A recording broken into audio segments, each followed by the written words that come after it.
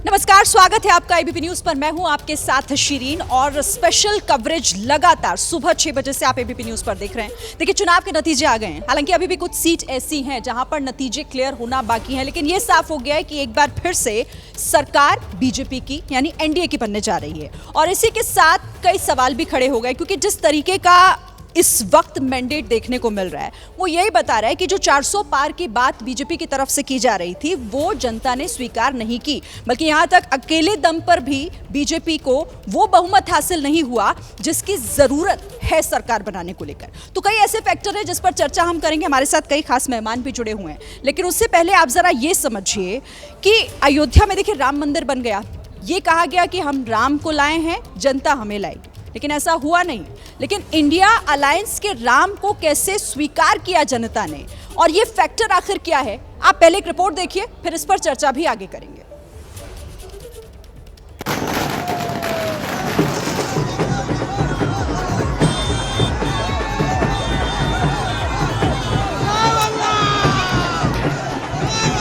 ये जो रिजल्ट है जनता की रिजल्ट है।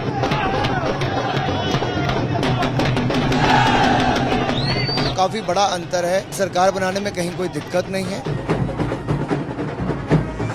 300 पार तीसरी बार एनडीए जा रहा है।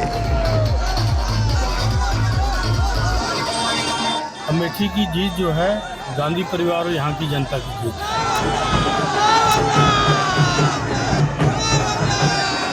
क्या हार में क्या जीत में, किंचित नहीं भयभीत में, संघर्ष पथ पर जो मिले ये भी सही वो भी सही, वरदान मांगेंगे नहीं। देश के लोकतांत्रिक इतिहास में शायद ये पहली बार है जब 272 वाली बहुमत रेखा पार होने के बावजूद, 290 वाला आंकड़ा छूने के बावजूद, तीसरी बार सत्ता की दावेदारी करने के बावजूद इस मैंडेट को लेकर सत्ता पक्ष से ज्यादा विपक्ष में गजब का उत्साह और ऊर्जा दिखाई दे रही है। 10 साल के बाद लगातार तीसरी बार जनता जनार्दन का प्यार, उनका आशीर्वाद हमारा हौसला बढ़ाता है, हमारे संकल्प को नई मजबूती देता है, नई ऊर्जा देता है।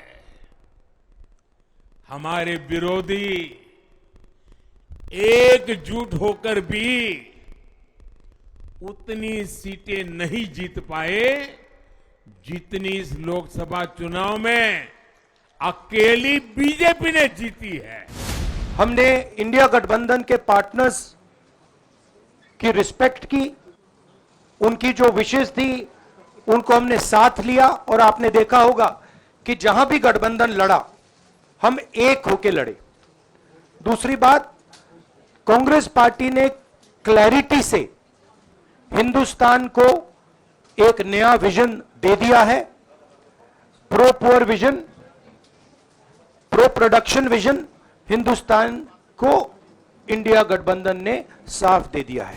अपनी यूपी की जनता को ये कहना चाहूंगी कि उन्होंने बहुत ही विवेक दिखाया, और मुझे सबसे ज्यादा गर्व अपने यूपी पे है। सवाल है इस कॉन्फिडेंस की, इस बदली बदली बॉडी लैंग्वेज की वजह आखिर है क्या? इन सारी बातों को समझेंगे, समझाएंगे। पहले कुछ सवाल जो आपके मन में उठ रहे हैं। 2024 के इस चुनाव नतीजों का मतलब क्या है? ये चुनाव नतीजे मोदी फैक्टर के लिए क्या संकेत हैं? ये चुनाव नतीजे इंडिया अलायंस के लिए क्या मायने रखते हैं? क्या बीजेपी को सिंगल लार्जेस्ट पार्टी बनाकर बहुमत से पहले रोकना इंडिया अलायंस की बड़ी कामयाबी के तौर पर देखा जाएगा? और अगर ऐसा है तो फिर इसका श्रेय किन नेताओं को दिया जाएगा? आपकी स्क्रीन पर इन 3 नेताओं की तस्वीरें हैं। पॉलिटिकल सर्कल में अब ये बहस शुरू हो गई है कि चुनाव में बीजेपी के राम नहीं बल्कि इंडिया अलायंस के राम चल गए। ये राम कौन है? आर मतलब राहुल गांधी, ए मतलब अखिलेश यादव, एम मतलब ममता बनर्जी। मंदिर के इसमें रेज करने की कोई आवश्यकता नहीं थी। जिनको आम जनता के बारे में कॉन्फिडेंस नहीं, ऐसे लोग उस लाइन पर जाते थे। उन्होंने कोशिश की मगर जनता ने इसका स्वीकार नहीं किया और इसका अच्छा जवाब उत्तर प्रदेश के मुख्यमंत्री हो अखिलेश जी या उनके बाकी साथी लोगों ने ठीक तरह से दिया और जो कुछ बातें कही गई इसका स्वीकार जनता ने किया नहीं। तो क्या 7 चरणों के चुनाव में करीब 2 महीने लंबी चली वोटिंग प्रोसेस में वाकई ऐसा ही हुआ? क्या देश की जनता के लिए राम मंदिर वाला मुद्दा कोई इश्यू नहीं था? क्या देश ने राम मंदिर को देखकर अपने मताधिकार का इस्तेमाल नहीं किया? क्या पब्लिक राम मंदिर से ज्यादा नौकरी, महंगाई और बेरोजगारी के मुद्दे पर वोकल रही?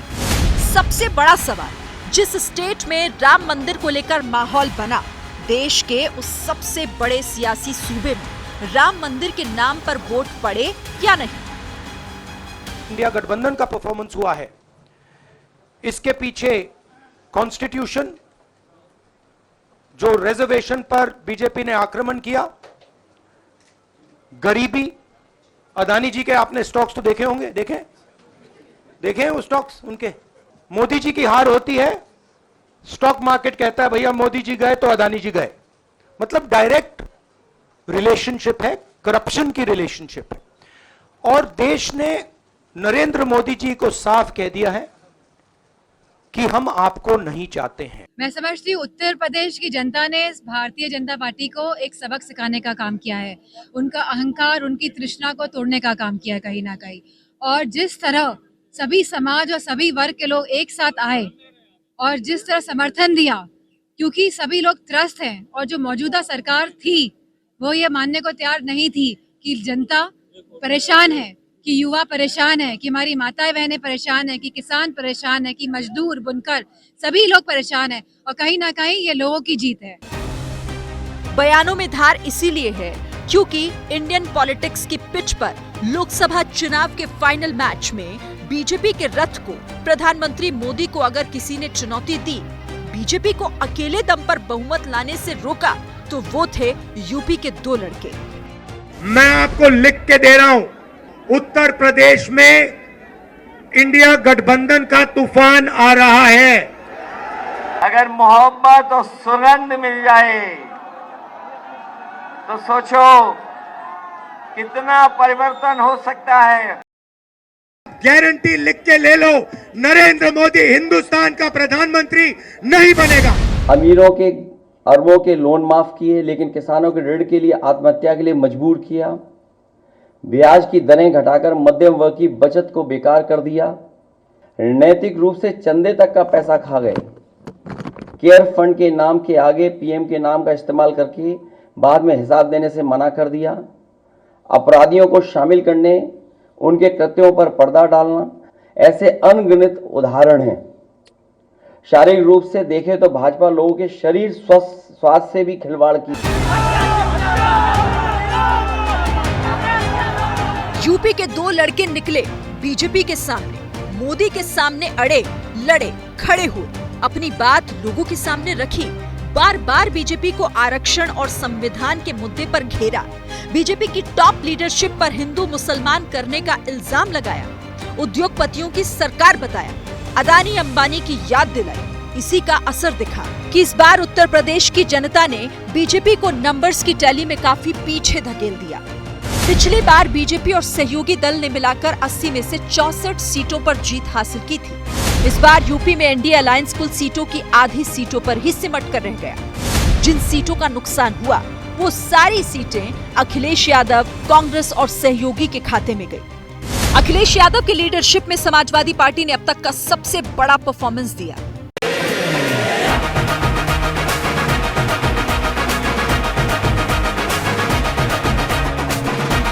एक तरह से कहा जाए तो ये समाजवादी पार्टी का स्वर्णिम युग है, क्योंकि ना तो इससे पहले कभी इतनी सीटें मिली, ना ही इतना वोट परसेंट।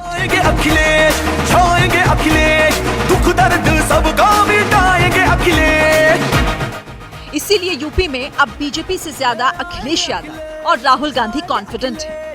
अखिलेश यादव चुनाव वाले फाइनल मैच के सबसे बड़े सुपरस्टार के तौर पर प्रोजेक्ट होने लगे हैं। भाजपा कई दोषों के लिए जिम्मेदार है। सामाजिक रूप से भाजपा ने देश में सौहार्द बिगाड़ा। व भाईचारा खत्म किया, जाति के खिलाफ जाति, संप्रदाय के खिलाफ संप्रदाय लड़वाया, पेपर लीक कराए, देश के लिए आगे बढ़कर लड़ने वालों की बहन बेटियों के लिए जानबूझकर अपने मंत्रियों से अपशब्द कहलवाए, आर्थिक रूप से इलेक्टोरल बॉन्ड का ऐतिहासिक भ्रष्टाचार किया।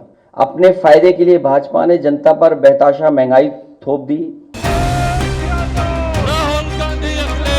सवाल है कि ऐसा हुआ कैसे?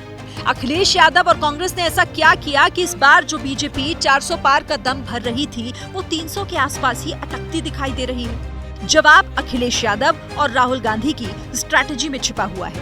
पहले अखिलेश की बात। अखिलेश यूपी में अलायंस पार्टनर के तौर पर सरल, सहज, बिग ब्रदर के तौर पर नजर आए। कांग्रेस को सम्मानजनक सीटें दी और मैदान में सिर्फ एक मकसद से उतरे, किसी भी तरह सरकार को हटाना है।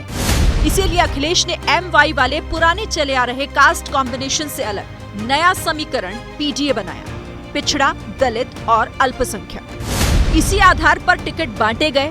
सिर्फ 5 यादव प्रत्याशी रखे, सभी परिवार के थे। कैराना, संभल, गाजीपुर और रामपुर, इन्हीं 4 सीट पर मुस्लिम कैंडिडेट उतारे।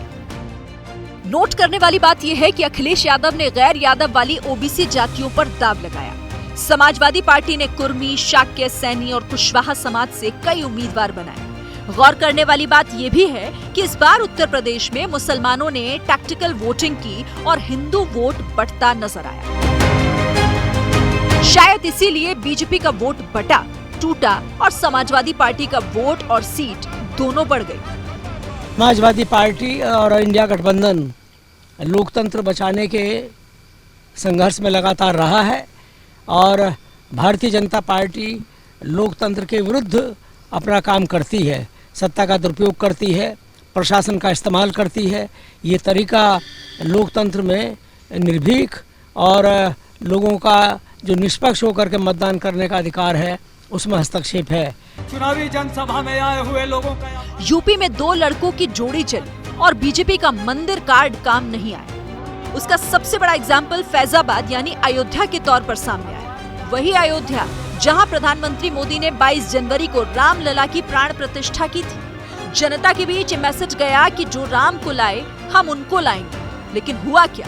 हुआ ये कि फैजाबाद सीट पर बीजेपी उम्मीदवार लल्लू सिंह दूसरे पायदान पर खिसक गए। समाजवादी पार्टी नंबर 1 पोजीशन पर आ गई। अयोध्या में बीजेपी हार गई, फैजाबाद बीजेपी हार गई। देश की जनता ने नरेंद्र मोदी जी को नकारा है, मोदी को फेयरवेल दिया है। मोदी जी को 2024 में भारतीय जनता पार्टी को बहुमत नहीं मिला है। ये नरेंद्र मोदी जी का और अमित शाह का बराबर है।